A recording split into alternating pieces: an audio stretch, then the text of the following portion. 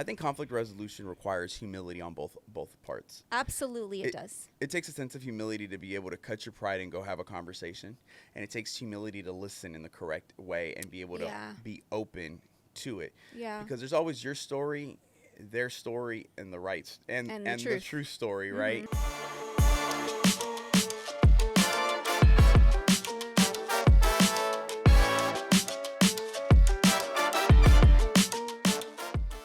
What's going on, everybody? Welcome to the Collective Podcast. Hey, guys. Mi nombre es Alberto. Julian. Bello. Yep. What's your name? And who are you? Ashley Amanda. That's right. Our name hasn't changed since the last podcast. Thank you so much for watching or listening. Welcome back, you guys. Thanks for sticking with us and listening to us talk about all the things. Yes. Thank you so much. And as always, per every intro of every podcast created on the face of this earth, do us a favor. Like, subscribe, share. Leave us a comment. Give us a rating. I don't know. Just take a picture, frame it. Put it in your living room. It just helps us out. And but we're so thankful for all of your feedback. Just don't start fights in the comments, okay? Yeah, don't start fights in Maybe this is actually a good moment to help segue into that. Yep. Speaking of fighting, Keyboard warriors. Ashley and I almost got into a fight right before this. No, we didn't. He woke up and chose violence. I did today. Yeah. Anyways, we were just kidding. But anyways, today I was thinking about, obviously, I shared this with our church a couple of Sundays ago, or a few Sundays ago by the time you're watching this, about this topic. We're in this collection of talks entitled, I Don't Need Church. And it's funny, after week 1, everybody stopped coming. No, I'm just kidding. Cheesy preacher joke. But I was talking about premarital counseling. You sat in with me on some premarital counseling. You don't sit in them anymore. No. But when we first... Only if it's like a need. Right. Yeah. By the way, I just want to go ahead and say this. I am so over premarital counseling, and I'm all about pre-engagement counseling. Yeah, it's a new thing Can I just throw in my commercial? Sure. Premarital counseling, you've already given her the ring. Mm-hmm. She's already said yes. And you've got the date, the venue, you've got the chambelán de honor, you've got money the best invested. And let's just say, hey, whoever's doing your premarital counseling said, hey, maybe you should take some time. Maybe I don't know if you guys are ready. I guarantee you that nobody's going to say no. Like, no, well, this is done. This is who we are. We've dealt with the other side of that. Yeah. So pre-engagement counseling is actually where the money's at. But yeah, it's been interesting. Anytime I sit with a couple and we're talking on this idea of conflict, when I ask them sometimes, like, hey, what's been your greatest argument? It's very interesting to me when they say that they don't argue or that they've never had conflict. Or they've never disagreed on anything. Or they've never disagreed. And are you two separate people? Usually, if you can only see our cameraman's face right now, it would just cause you to bust up laughing. Yeah. I'm holding it in. But every time I'm like, you guys are so full of it. Yeah. But I say, well, Liars. if you guys haven't had any conflict, just wait till she starts snoring and you guys are married. Not like you don't snore. No, that is all you, boo. But I'm like, how can you not have conflict?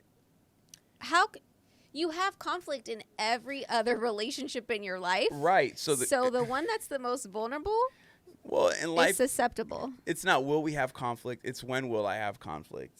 And what do I do? Yeah. And obviously, right, in premarital counseling, you're providing tools that nobody ever listens to, right? And so the thing that I really wanted to lean into today is dealing with conflict in the church. Yeah. I think that we have the greatest resource, asset, and tool at our disposal. Yeah.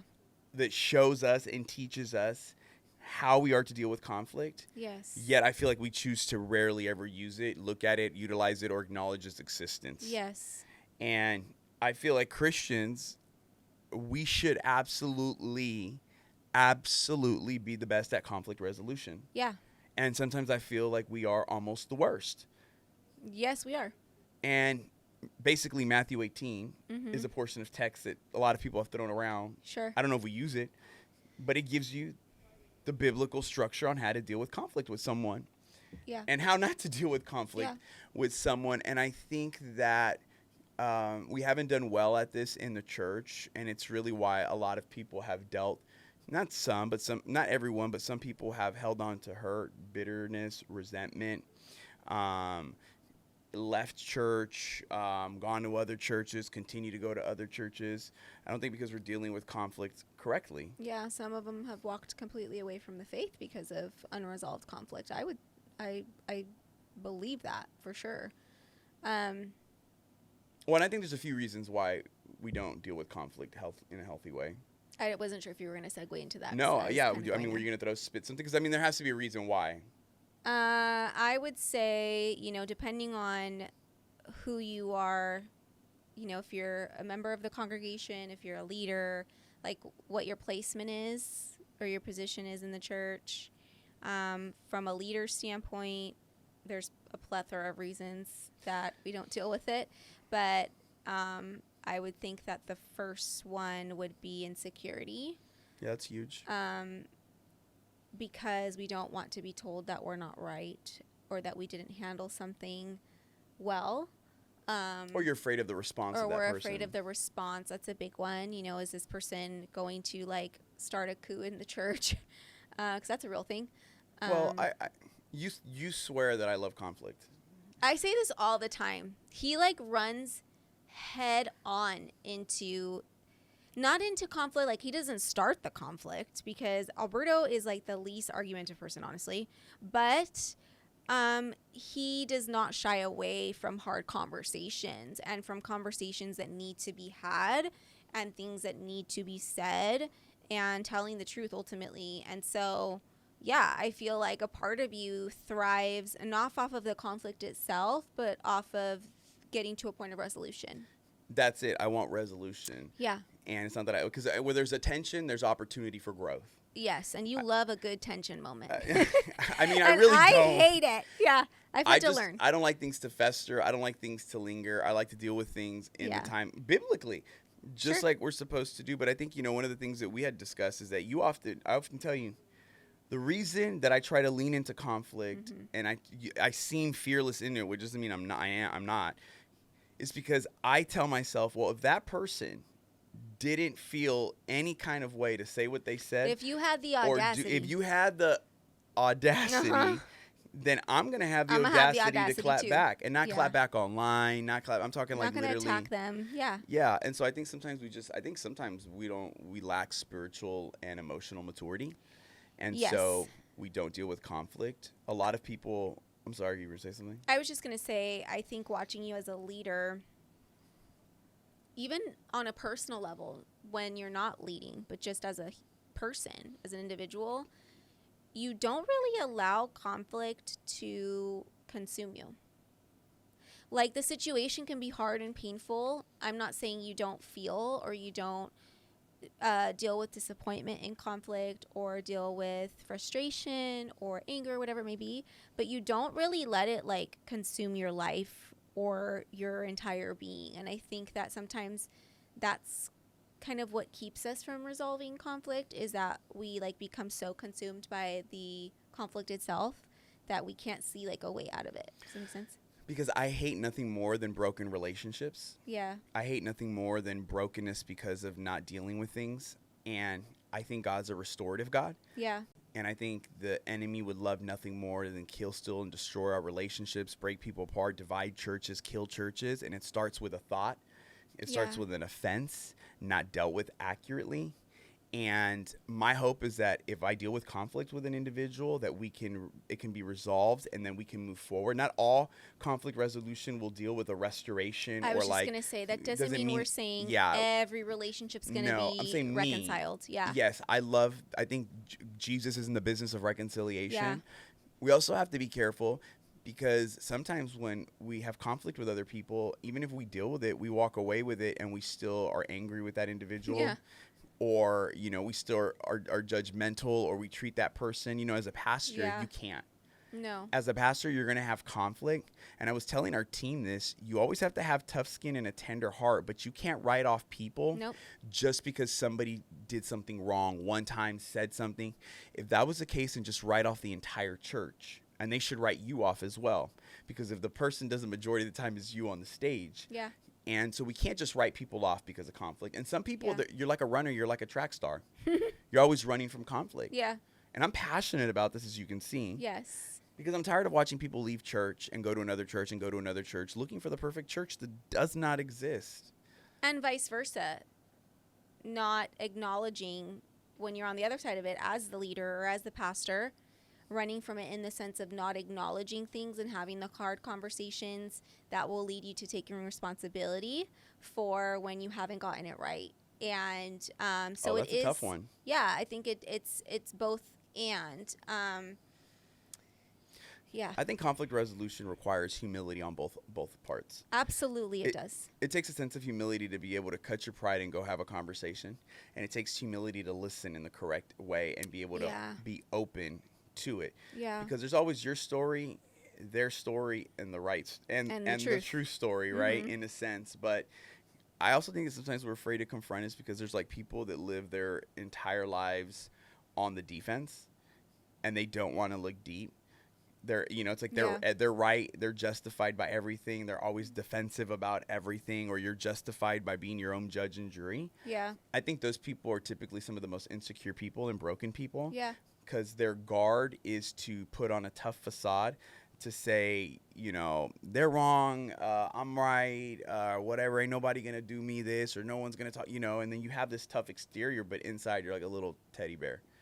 Sometimes the way that we handle conflict when we don't do it well or when we mishandle it, I'm trying to find the right wording for this, but sometimes the reason we don't handle it well in the church is because we're living in the tension of maybe a gift that we have and the gift is misaligned. So I'm going to give an example to explain this. I am a justice person. Like, I will go to battle until justice is served. And I'm very passionate. No, I'm not. I'm very passionate about the end result when there is injustice, for justice to be served and things to be made right. But I'm also a rule follower by nature, and rule followers tend to be very passionate about justice because we got to follow the rules. You know what I'm saying? The rules are there for a reason. So I, in the past, have not handled conflict or confrontation the best, and I've learned from it the hard way, because sometimes you have to make peace with the fact that justice is not going to be served because vindication is up to the Lord, not to us. Wow. And so sometimes what I mean by misalignment is that is a gift that the Lord has given me for sure. Yeah. Someone who has that strong sense of empathy for people. But where it was maybe misaligned was that I made it my job to make sure justice was served in confronting certain things instead of like I got in the way of the Lord in his process, basically, instead of letting him do it because his way is always better, and usually ends up not as messy. I have misaligned that gift. Does that make sense?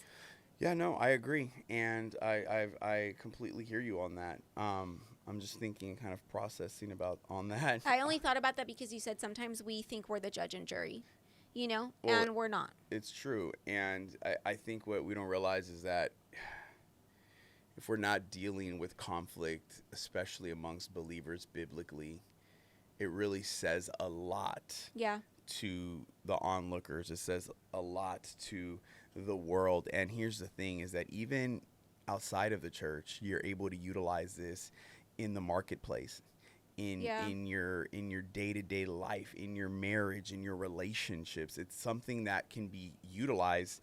And I think that we have to be careful when we don't deal with conflict correctly, because at the end of the day, we reflect Christ. Mm-hmm. We're his ambassadors. Like, we reflect Jesus. Yeah.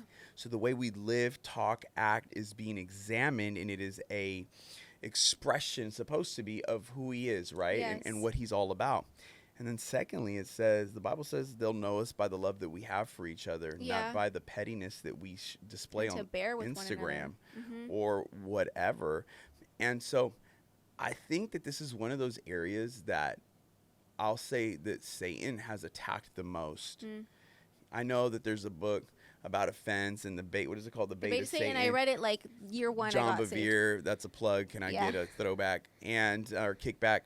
And so, I'm 41. I couldn't even remember a kickback or throwback. But anyways. Good night. Yeah.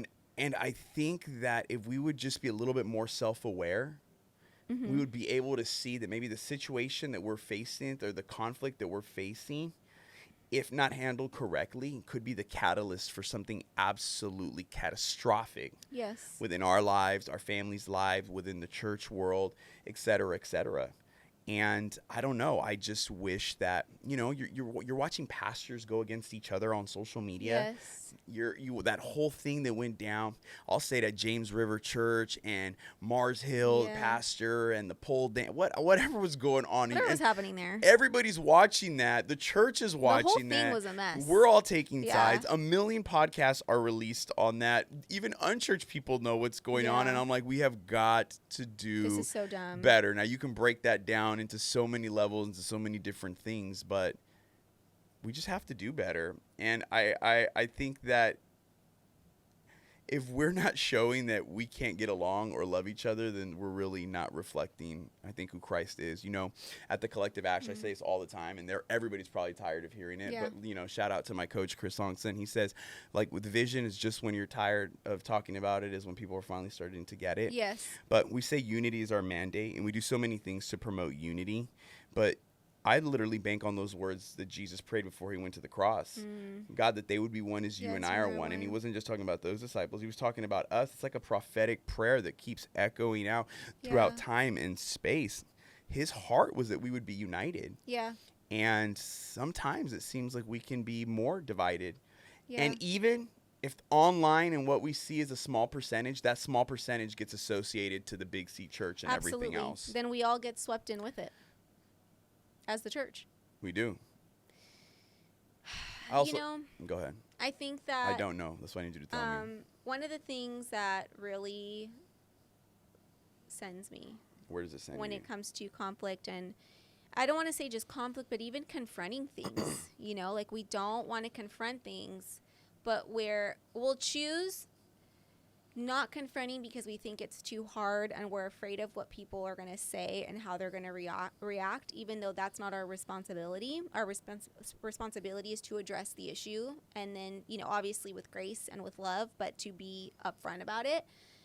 If there is an issue, we will choose sin over that. And what I mean by that is we will choose gossip about the situation So, and go to everybody else and talk about it and But it's talk a prayer about request. the person and all the things, when it really would have taken much less energy to just address it.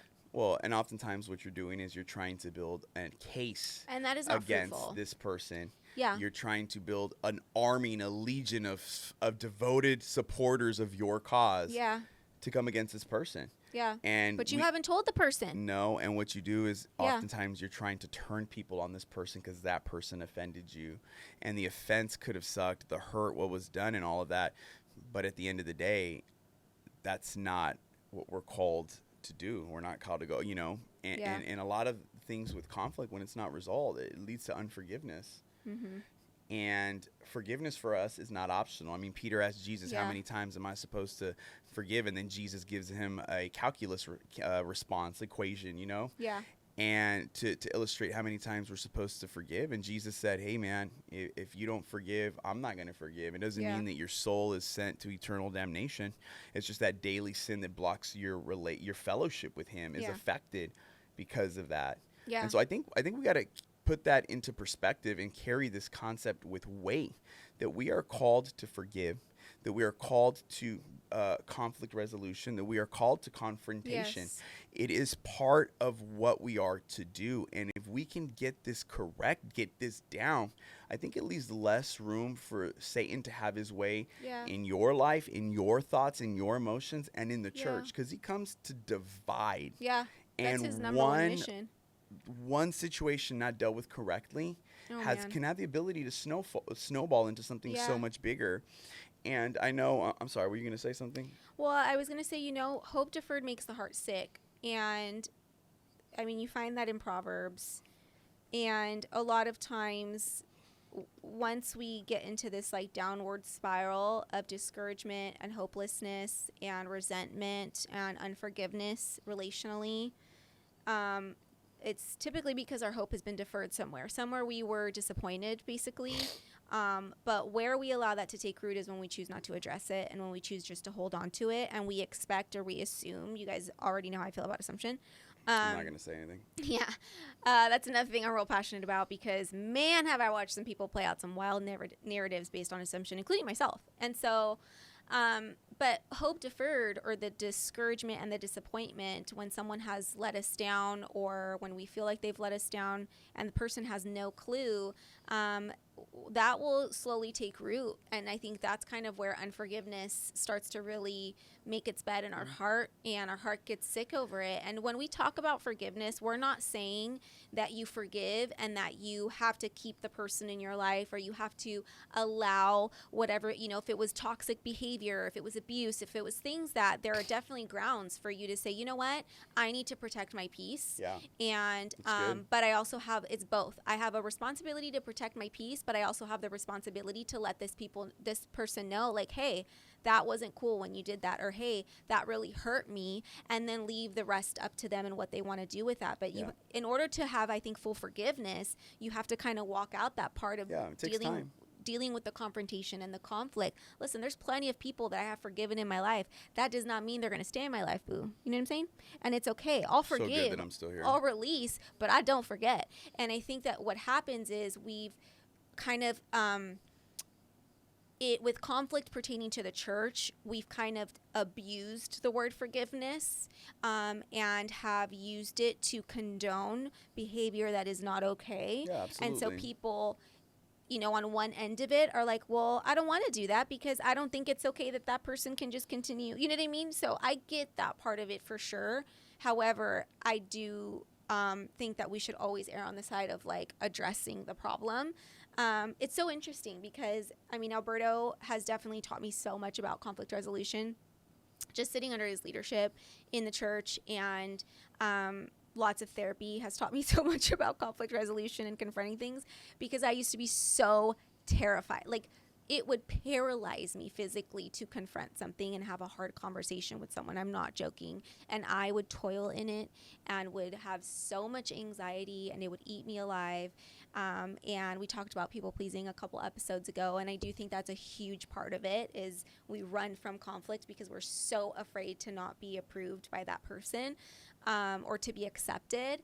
But as I've gotten older, and as the Lord has worked and dealt with me in that, I have been more comfortable with leaning into it, and been more comfortable with saying, like, you know what, I don't like that. That wasn't cool. Or, you know what, you don't need to be doing that. Yeah. Or whatever it may be. Well, were you gonna? And yeah, that you can go for it. Well, I also even think in leadership, you also have to think about it. Whether you're a business owner, you're a manager of a company, whatever, you lead a group of people. Whatever you choose not to confront today will become a part of tomorrow's culture. For sure. And you will either have a culture by default or a culture by intentionality. Yeah.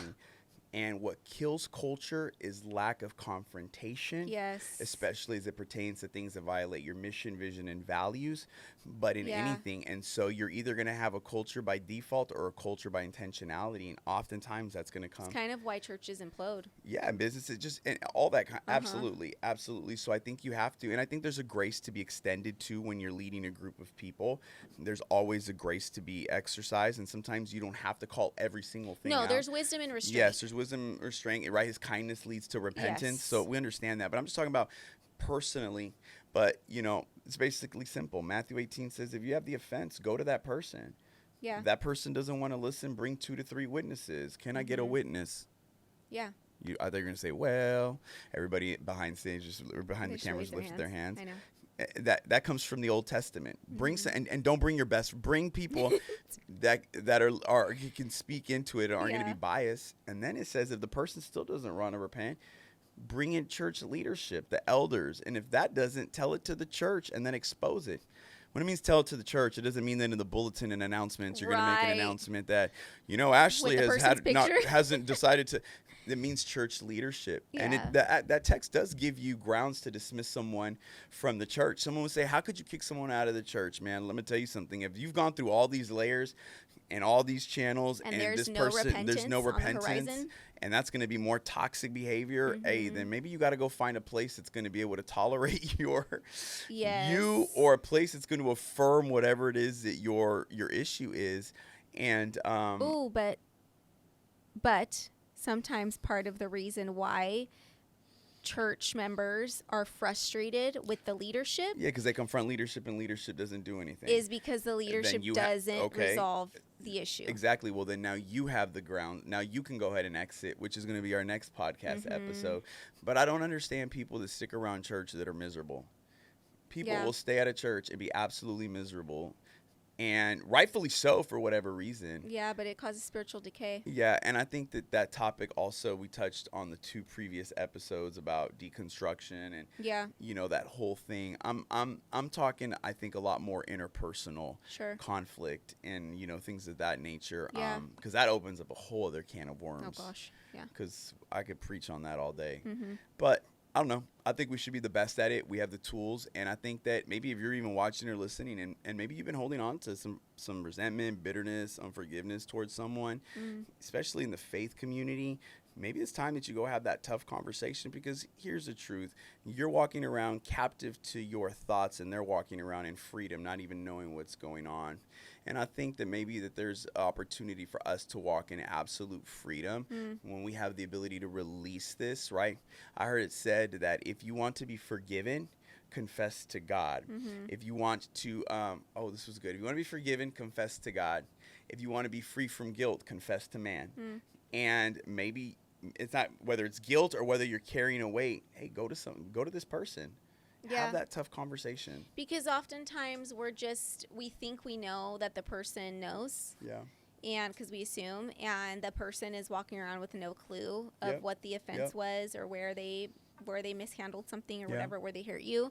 And we're just waiting for them to come to us, and they're never going to, because they're not on the same radar. Yeah. And so, or, they're not watching the same channel, and we'll sit there like, women do this big time. I don't feel like we don't have enough time to. I think men do it too, but I feel like women, it's very, very, very, very popular, where it's a common thing.